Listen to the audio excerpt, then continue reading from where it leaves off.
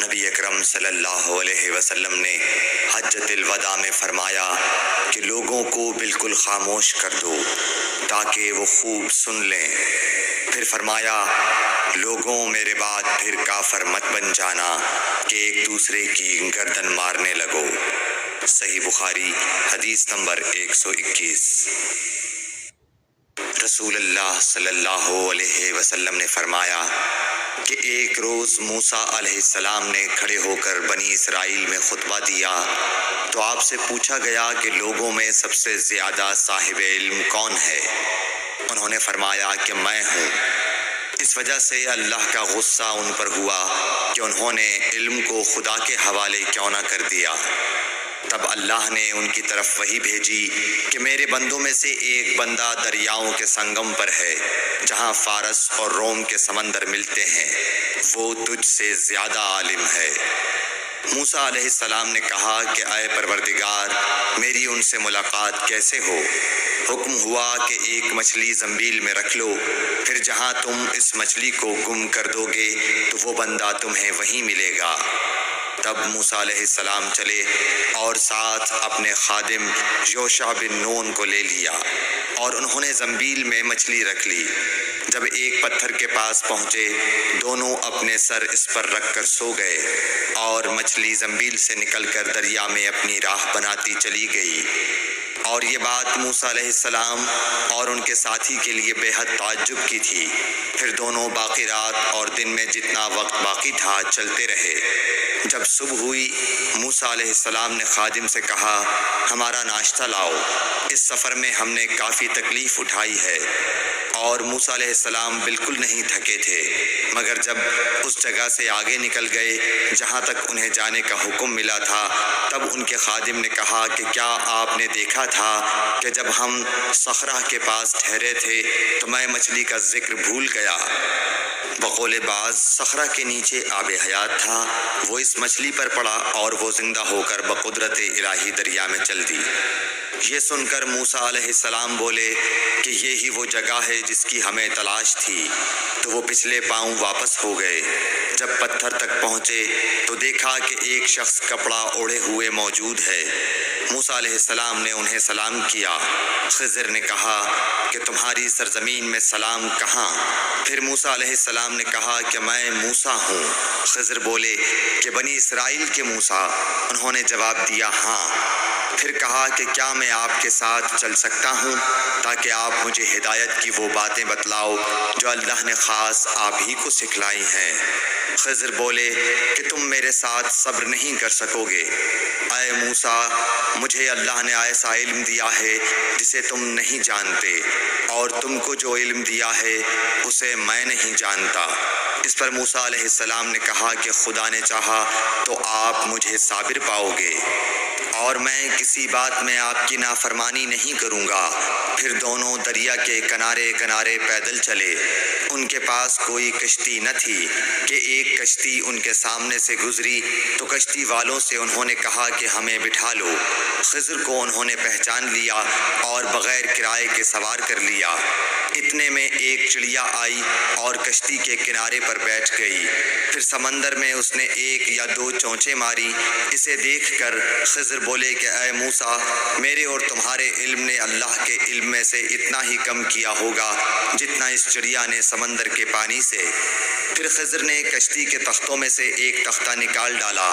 موسیٰ علیہ السلام نے کہا کہ ان لوگوں نے تو ہمیں کرایہ لیے بغیر مفت میں سوار کیا، اور آپ نے ان کی کشتی کی لکڑی اکھاڑ ڈالی تاکہ یہ ڈوب جائیں۔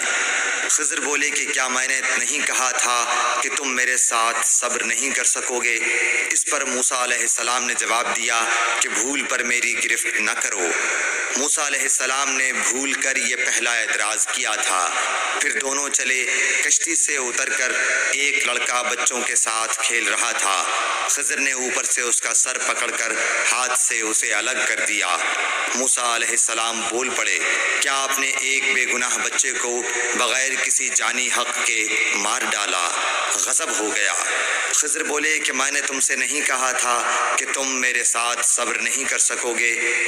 ابن عیینہ کہتے ہیں کہ اس کلام میں پہلے سے زیادہ تاکید ہے، کیونکہ پہلے کلام میں لفظ لکا نہیں کہا تھا، اس میں لکا زائد کیا، جس سے تاکید ظاہر ہے۔ پھر دونوں چلتے رہے، حتیٰ کہ ایک گاؤں والوں کے پاس آئے، ان سے کھانا لینا چاہا، انہوں نے کھانا کھلانے سے انکار کر دیا۔ انہوں نے وہیں دیکھا کہ ایک دیوار اسی گاؤں میں گرنے کے قریب تھی۔ خضر نے اپنے ہاتھ کے اشارے سے اسے سیدھا کر دیا۔ موسیٰ علیہ السلام بول اٹھے کہ اگر آپ چاہتے تو گاؤں والوں سے اس کام کی مزدوری لے سکتے تھے۔ خضر نے کہا کہ بس اب ہم اور تم میں جدائی کا وقت آ گیا ہے۔ جناب محبوب کبریا رسول اللہ صلی اللہ علیہ وسلم فرماتے ہیں کہ اللہ موسیٰ علیہ السلام پر رحم کرے۔ ہماری تمنا تھی کہ موسیٰ علیہ السلام کچھ دیر اور صبر کرتے تو مزید واقعات ان دونوں کے بیان کیے جاتے اور ہمارے سامنے روشنی میں آتے، مگر حضرت موسیٰ علیہ السلام کی عجلت نے اس علم لدنی کے سلسلے کو جلد ہی منقطع کرا دیا۔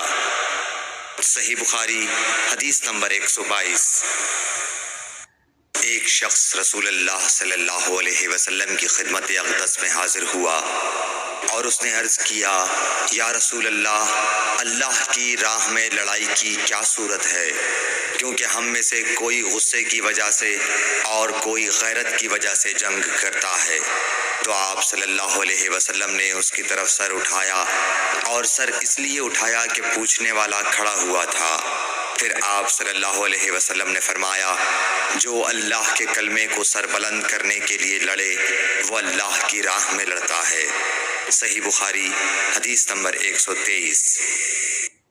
رسول اللہ صلی اللہ علیہ وآلہ وسلم سے رمی کے وقت پوچھا جا رہا تھا تو ایک شخص نے عرض کیا، یا رسول اللہ، میں نے رمی سے قبل قربانی کر لی۔ آپ صلی اللہ علیہ وسلم نے فرمایا، اب رمی کر لو، کچھ حرج نہیں ہوا۔ دوسرے نے کہا، یا رسول اللہ، میں نے قربانی سے پہلے سر منڈا لیا۔ آپ صلی اللہ علیہ وسلم نے فرمایا، اب قربانی کر لو، کچھ حرج نہیں۔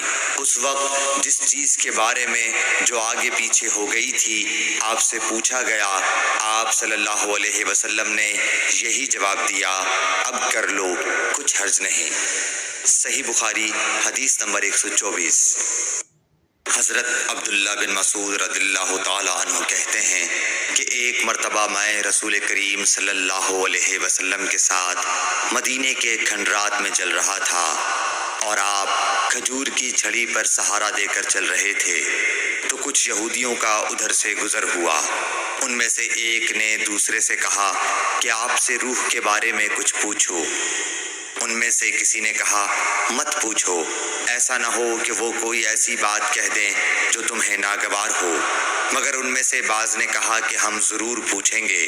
پھر ایک شخص نے کھڑے ہو کر کہا، اے ابو القاسم، روح کیا چیز ہے؟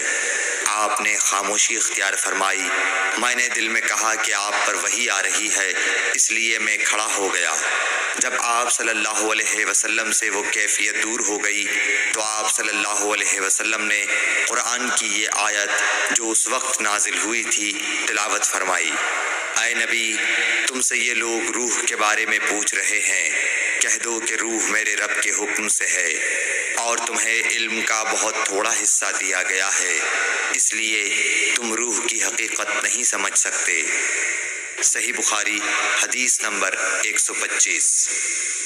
رسول اللہ صلی اللہ علیہ وآلہ وسلم نے ارشاد فرمایا کہ اے عائشہ، اگر تیری قوم دور جاہلیت کے ساتھ قریب نہ ہوتی بلکہ پرانی ہو گئی ہوتی، ابن زبیر نے کہا یعنی زمانہ کفر کے ساتھ قریب نہ ہوتی، تو میں کعبے کو توڑ دیتا اور اس کے لیے 2 دروازے بنا دیتا، ایک دروازے سے لوگ داخل ہوتے اور دوسرے دروازے سے باہر نکلتے۔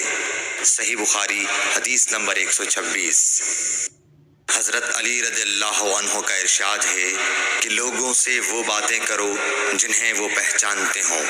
کیا تمہیں یہ پسند ہے کہ لوگ اللہ اور اس کے رسول کو جھٹلا دیں؟ صحیح بخاری حدیث نمبر 127۔ ایک مرتبہ حضرت معاذ بن جبل رسول اللہ صلی اللہ علیہ وسلم کے پیچھے سواری پر سوار تھے۔ آپ نے فرمایا، اے معاذ، میں نے عرض کیا حاضر ہوں یا رسول اللہ۔ آپ صلی اللہ علیہ وسلم نے دوبارہ فرمایا، اے معاذ، میں نے عرض کیا حاضر ہوں اے اللہ کے رسول۔ آپ صلی اللہ علیہ وسلم نے 12 فرمایا، اے معاذ، میں نے عرض کیا حاضر ہوں اے اللہ کے رسول۔ 3 بار ایسا ہوا۔ اس کے بعد آپ صلی اللہ علیہ وسلم نے فرمایا کہ جو شخص سچے دل سے اس بات کی گواہی دے کہ اللہ کے سوا کوئی معبود نہیں ہے اور محمد صلی اللہ علیہ وسلم اللہ کے سچے رسول ہیں، اللہ تعالیٰ اس کو دوزخ کی آگ پر حرام کر دیتا ہے۔ میں نے کہا، یا رسول اللہ، کیا اس بات سے لوگوں کو باخبر نہ کر دوں تاکہ وہ خوش ہو جائیں؟ آپ صلی اللہ علیہ وسلم نے فرمایا، اگر تم یہ خبر سناؤ گے تو لوگ اس پر بھروسہ کر بیٹھیں گے اور عمل چھوڑ دیں گے۔ صحیح بخاری حدیث نمبر 128۔ رسول کریم صلی اللہ علیہ وسلم نے ایک روز معاذ رضی اللہ عنہ سے فرمایا کہ جو شخص اللہ سے اس کیفیت کے ساتھ ملاقات کرے کہ اس نے اللہ کے ساتھ کسی کو شریک نہ کیا ہو، وہ یقیناً جنت میں داخل ہوگا۔ معاذ بولے، یا رسول اللہ، کیا میں اس بات کی لوگوں کو بشارت نہ سنا دوں؟ آپ صلی اللہ علیہ وسلم نے فرمایا، نہیں، مجھے خوف ہے کہ لوگ اس پر بھروسہ کر بیٹھیں گے۔ صحیح بخاری حدیث نمبر 129۔ ام سلیم نامی ایک عورت رسول کریم صلی اللہ علیہ وسلم کی خدمت اقدس میں حاضر ہوئی اور عرض کیا کہ یا رسول اللہ، اللہ تعالی حق بات بیان کرنے سے نہیں شرماتا، اس لیے میں پوچھتی ہوں کہ کیا احتلام سے عورت پر بھی غسل ضروری ہے؟ آپ صلی اللہ علیہ وسلم نے فرمایا کہ ہاں، جب عورت پانی دیکھ لے، یعنی کپڑے وغیرہ پر منی کا اثر معلوم ہو۔ تو یہ سن کر حضرت ام سلمہ رضی اللہ عنہا نے شرم کی وجہ سے اپنا چہرہ چھپا لیا اور کہا، یا رسول اللہ، کیا عورت کو بھی احتلام ہوتا ہے؟ آپ نے فرمایا، ہاں، تیرے ہاتھ خاک آلود ہوں، پھر کیوں اس کا بچہ اس کی صورت کے مشابہ ہوتا ہے؟ یعنی یہی اس کے احتلام کا ثبوت ہے۔ صحیح بخاری حدیث نمبر 130۔